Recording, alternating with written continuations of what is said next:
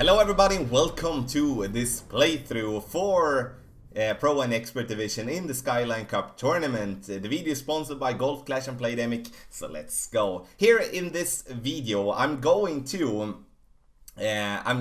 show you all the holes here. The one thing to have in mind is that the holes here from second tee cannot be found on any tours. So I'm using old recordings to be able to provide a guide. That would be meaning that some of the recordings could be a little bit blurry, and I do apologize for that. But I really wanted to provide a guide, and therefore here it is. So we're gonna start off by playing with another club than the Big Topper. Oh my god, that's the worst club to play here. The reason I put that one in my bag from the first place was that I was trying to, should I bounce over the water and see what happens? But I did change my mind for one reason. I'm gonna come to that. First, with the drive, 10% downhill. We need to put ourselves down there to the right. The only reason I would try to go over is I would go over on the left side of the bunker, trying to gain as much distance possible, and do with that to stay away from the trees. Go past the trees and have an open shot there towards the pin. And that's the reason why I don't want to go over there on the right side, because if I do go over, I'm gonna be completely blocked by the trees. And if I do try to stay away from being blocked by the tree, I'm gonna go into the sand or into the rough to the right. So with those two ways there, it's gonna be kind of a pretty easy decision for me to just lay up on the right, using a long iron from distance here to bounce under the tree branch and then go for the pin for an eagle. I hate risking having a chance for the eagle, and therefore we need to be smart. We need to play the court, back up, lay up, and play our second shot from distance. And once again, if we do have a tailwind for our drive, we can try to go over on the left side of the bunker, trying to get past the trees to the left. There is also something that could be sometimes that you go short, you get a dead bounce, or you maybe get a very quick bounce and the ball goes into the rough. So in the end, decide for what way you want to play and take it from there. 10% downhill for the second shot as well, and then it's gonna be close. Hole number 2, another one from the Parc de Paris, and here I'm gonna once again be playing with the wrong club as I came into shootout with the big dog. Worthless, but we're gonna play with a wood club that gives us minimum 5 bars of backspin. We do need those 5 bars backspin for a tailwind approach, or if we do have a crosswind, I will play with 4 bars. With headwind, I will play with 3 bars. So we would like to have 5, and I would say sniper, the preferred way. Guardian is a possibility as well, but not the big dog. And once again, reason having the big dog is because I can't change clubs when I go into shootout. Power 3 ball, not preferred either. Power 3 ball, if I'm gonna use a power 3 ball in a shootout, I'm gonna play with a Kingmaker using the wind resistance 3 combined with the power 3. So here we can say we can play with power 1, power 2 would be the best here. We do need side spin to the right here to be able to compensate for the natural push we're gonna get from the fairway to the left. We're gonna need to push that ball in to the right instead. So in the end, we are going to play this one 10% downhill as well, bouncing on the fairway up towards the green and let the ball roll towards the pin. Sometimes the ball is gonna roll a bit fast, got a little fringe glitch, and that's something we just have to have in mind. Hole number 3, one course of the Maple Bay, and this one we can play 2 ways. We either go left side as we're gonna do here in this example, or we're gonna have a driver that gives us that amount of curl that we can curl it down there to the right. And that curl is needed to be an apocalypse type of curl, like an apocalypse 3-4, or even a quarterback. But the problem with the quarterback is that we do not have distance. So I would say an apocalypse in any form, then we will be playing down there to the right.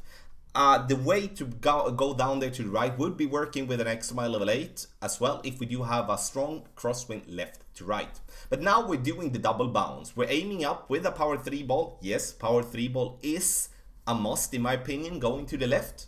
And then we're gonna stretch out our target so we can see the second bounce just before the rough line. And from there, we're gonna adjust the rings necessary to get get the amount of range that we need to adjust. And then we're gonna take our shot. That could mean sometimes that we do need overpower, just a little bit, and sometimes it could mean that we don't need any overpower whatsoever. The only thing that we want to focus on is to get that ball to bounce and that there over.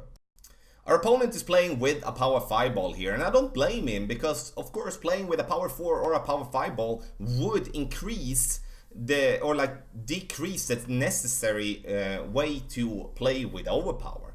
So just gonna play over there to the left, but it is important that you do not miss the fairway. And if you do have a bunch of power 4, power 5, pick one of those, and that's gonna definitely be easier. But minimum power 3 ball. Here, approach 10% downhill for the approach. And now we're playing with the Cataclysm level 6. Absolutely not necessary. You can see how far we are with the drive, that we're almost in Goliath range or long iron range. So a sniper here would be the best. But the reason I'm having the Cataclysm here is to make sure that if I, with my double bounce on my drive, which is a tricky drive, that I cut the rough and roll out and being short, I do not want to find myself struggling with a sniper because I don't have the distance. So sniper level 8 minimum, and then we approach the pin with a couple of bars backspin with a 10% over adjustment. Hole number 4. Here we're gonna play on the spot that our opponent is playing, just a little bit further in front. I want to play with a Goliath here, and the reason I want to play with a Goliath is that it gives us distance and gives us a better position with our target. It is a risk with the backbone and the Saturn, if you play with that, to be in between clubs in a situation like this. So also this shot is played 20% downhill, so you need to over adjust 20% to be able to get to the spot that you want the ball to bounce.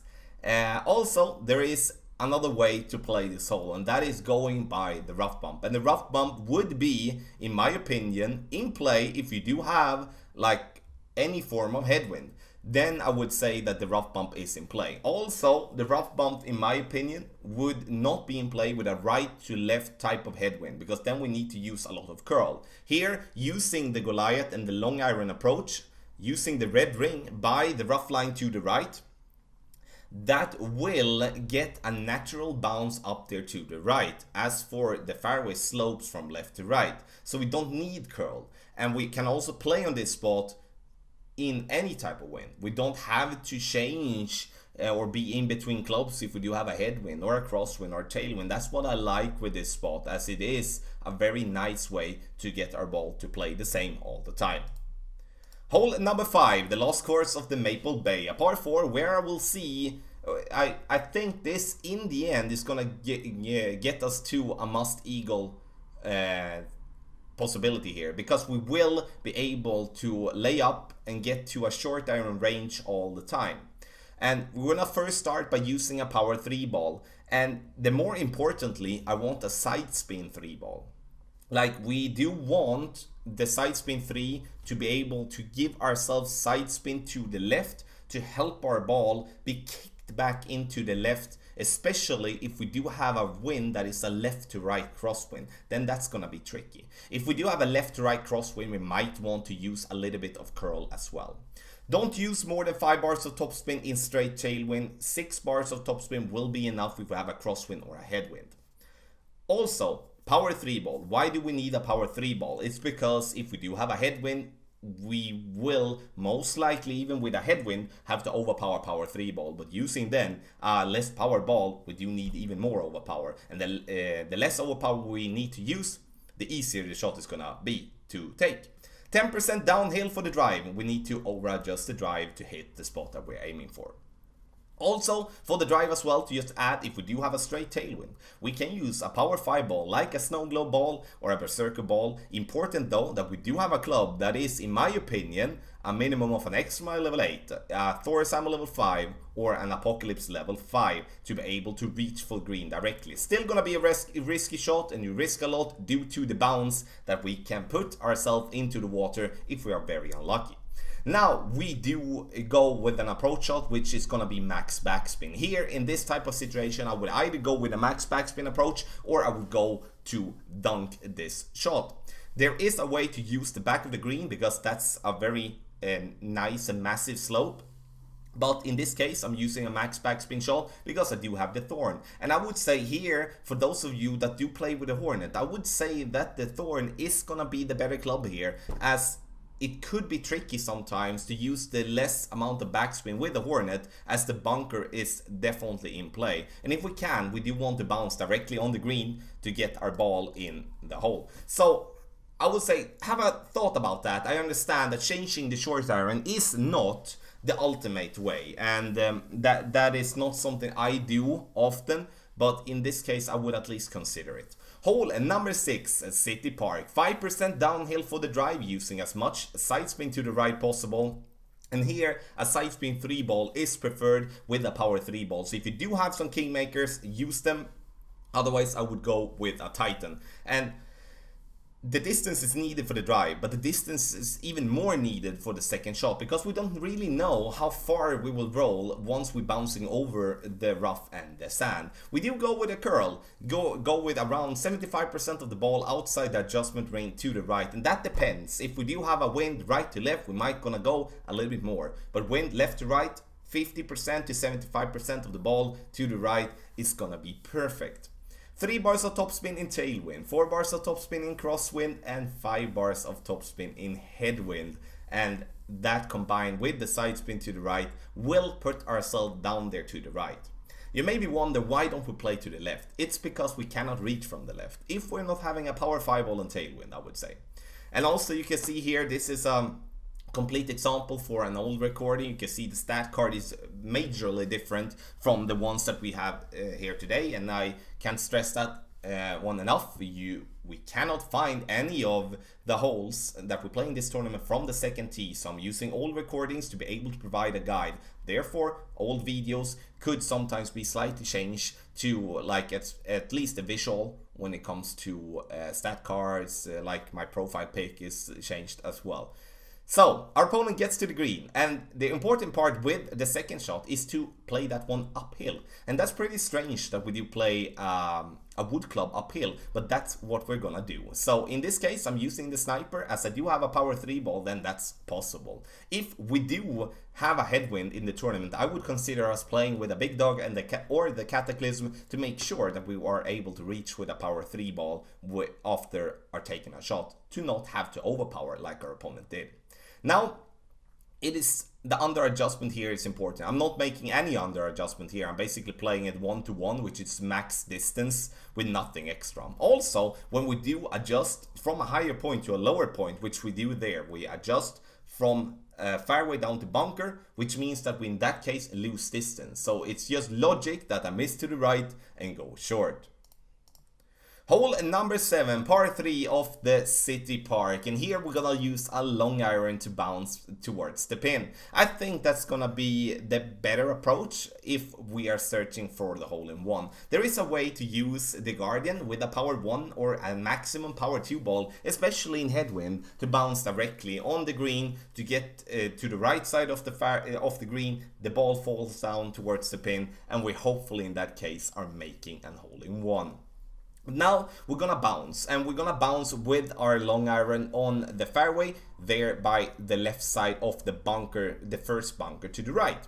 And the important part here is to understand that this is gonna be a pretty inconsistent bounce. You need to hit the absolute flat spot there in the center to get a straight bounce. You're gonna see me miss that spot and bounce more to the left, and bounce on a fairway spot more to the left, which is gonna in the end mean that I'm gonna bounce to the right, and that's gonna be okay still, but it's not gonna be a way for us to dial in the hole-in-one. The important part here is that I would consider moving back my target a little bit more. Use the red ring by the rough line to the right. That would be my starting point. Now I feel that we are a little bit too high on the fairway there to be able to get this ball in the way that we do want. Something to think about, minor stuff, but nonetheless very, very important when we're trying to dial it in. Slight amount of curl to the left, and that is what kills me here. I need to stay away from a look. I bounce more to the left, and therefore the ball gets kicked to the right. 10% over adjustment for the tee shot is super important. Hole number 8. Here we do have one of my least favorite holes in the whole game. And this one is tough, very, very tough. You can see we have 8 bunkers, 4 to the left, 4 to the right, and then we have a couple around the green as well. And the only focus here I do want you to get is to bounce yourself on the fairway. You don't need to push this one that hard. It's just important that you find one of the holes there to the right, like in between the bunkers, and then you're gonna be fine while approaching towards the pin. The curl here is not entirely necessary when we have this type of wind combined with side spin.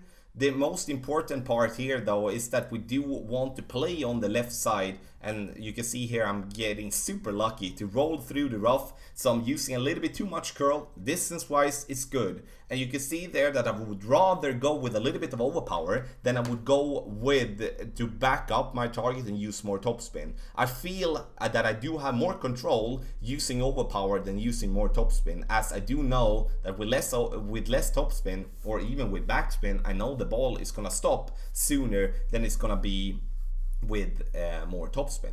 The thing that you can do with your drive as well is that if you do have a tailwind, you can go for a power hook, or you can go for just a general max curl shot and max overpower shot with a power 5 ball. But that's only with tailwind, and I would consider that to be almost only an expert shot. Depends on what the strength will be for your shot in pro. Drive 10% as well, 10% downhill, that is.